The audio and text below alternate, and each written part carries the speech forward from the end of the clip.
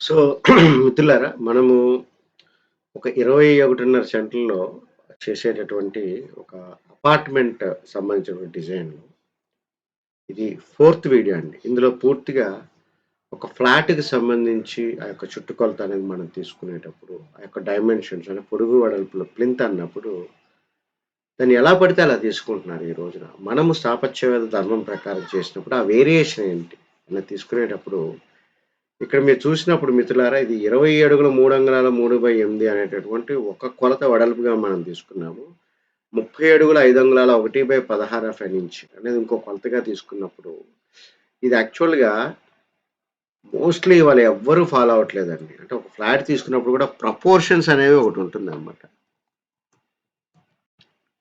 అది length into breadth అనమాట. ఆ యొక్క ప్రపోర్షన్స్ అనేవి మనకేంటి 1:1.5 ప్రపోర్షన్స్ తీసుకున్నాం. అంటే వెడల్పుకి, పొడుక్కి ఉన్నటువంటి relation it's very, very important అనమాట. అది ఒక ఎనర్జీ బ్యాలన్స్ చేయడానికి, ఎనర్జీని కాన్ఫిగర్ చేయడానికి, ఎనర్జీకి డెఫినిషన్ ఇవ్వడానికి ఆ యొక్క ప్రపోర్షన్స్ చాలా ఎగ్జాక్ట్‌గా ఉండాలనమాట. ఆ రకంగా 1:1.5 ప్రపోర్షన్ ఉంది అంటే, అది 4 మూలలా ఎగ్జాక్ట్‌గా ఆర్థోగోనల్‌గా ఉంది. అంటే 90 డిగ్రీస్ కోణాలతో ఆ యొక్క ఫ్లాట్ ఉందని అర్థం. అప్పుడు మాత్రమే మనం ఎగ్జాక్ట్‌గా మనం చెప్పినటువంటి డెఫినిషన్ అనేది అక్కడ స్పేస్ తీసుకుంటుందనమాట. సో, పొడుగు ఇంటూ వెడల్పు అనేది మనం తీసుకున్నాం. అలాగే ఇది ఒక 625 ఎస్ఎఫ్‌టీ అనమాట. అంటే కామన్‌గా గూడా కలుపుకొని ఏమైనా 25% కామన్ ఏరియాస్ కూడా యాడ్ అవుతుందనమాట. అవి గూడా కలుపుకొని ఒక 800, 800 ఎస్ఎఫ్‌టీకి మించి ఉండకూడదు. ఇటువంటి అపార్ట్‌మెంట్స్ కడితే 30,00,000కి మనం ఒక యూనిట్ ఇవ్వగలగాలి అనేది మనం తీసుకున్నప్పుడు, ఇక్కడ మనం ఒక ఎంట్రీ అనేది ఏ రకంగా ఉంటది. మీరు ఫ్లాట్ దగ్గర నుంచి వచ్చినప్పుడు ఈ రకంగా ఈ లోపలికి ఎంట్రీ అనేది ఈ రకంగా ఇచ్చామనమాట.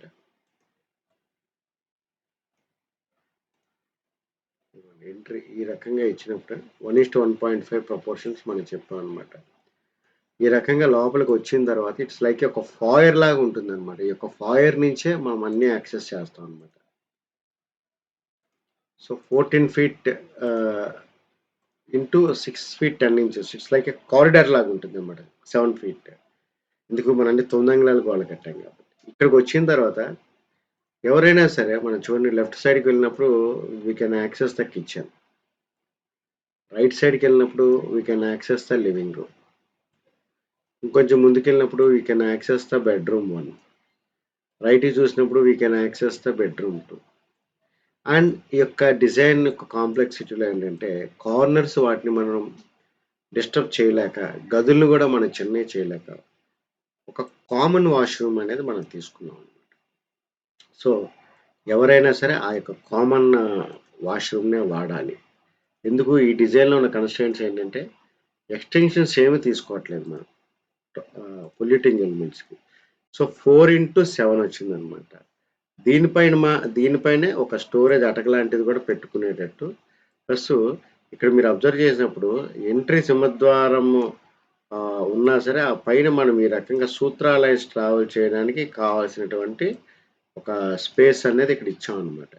సింహద్వారం పైన ఈ రకంగా సూత్రాలైన్స్ ట్రావెల్ అవ్వడానికి టాయిలెట్ పైన ఇచ్చామనమాట. మనకి కింద ఏ రకంగానూ డిజైన్ కన్‌స్ట్రెయింట్ ఏమొచ్చిందంటే, ఆ యొక్క లైన్ పాస్ అవ్వడానికి లింటల్ లెవెల్ అంటే సిల్ లెవెల్ దగ్గర మనం చూపెట్టే అవకాశం కలగలేదు కాబట్టి, లింటల్ లెవెల్‌లోనే మనం ఆ యొక్క పరిస్థితి అనేది ఇక్కడ చూపెట్టామనమాట. సో, ఈ రకంగా వచ్చినప్పుడు మనం వరుసగా క్లాక్ వైస్ మేనర్‌గా మనం చూసినప్పుడు kitchen 6 feet 5 inches into 10 feet 3 inches.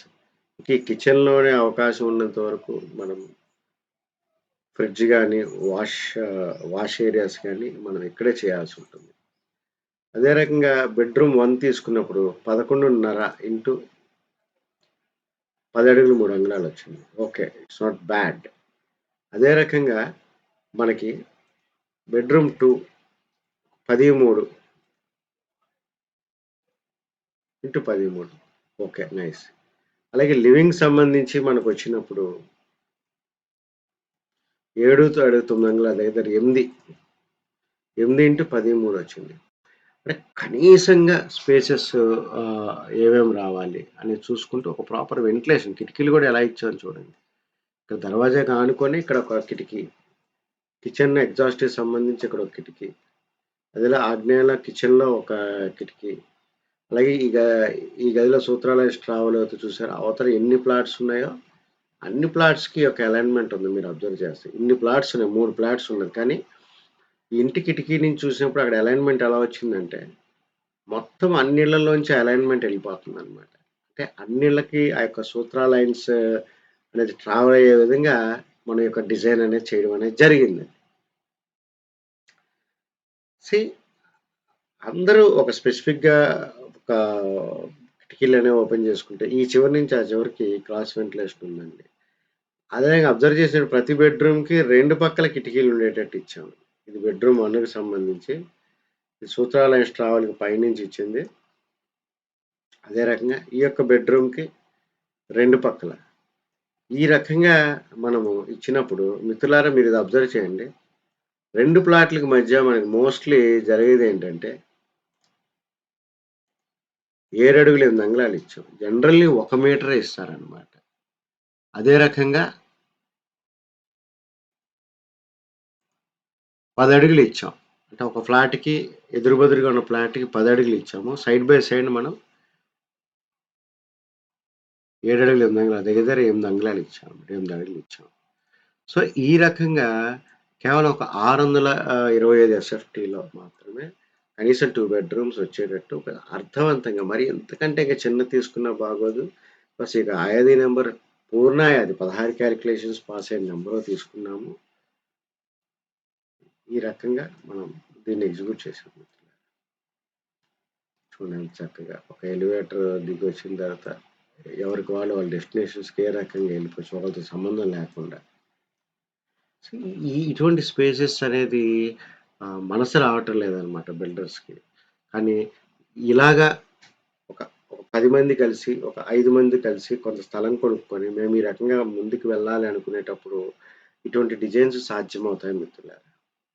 ఇటువంటి సర్వీసెస్ మేము అపార్ట్మెంట్స్ చేయడానికి ఉన్నాము. గేటెడ్ కమ్యూనిటీస్ చేయడం ఉన్నాము. విల్లాస్ కూడా డిజైన్స్ ఇస్తాము. అదే రకంగా లేఅవుట్స్‌కి కూడా ఇస్తామనమాట.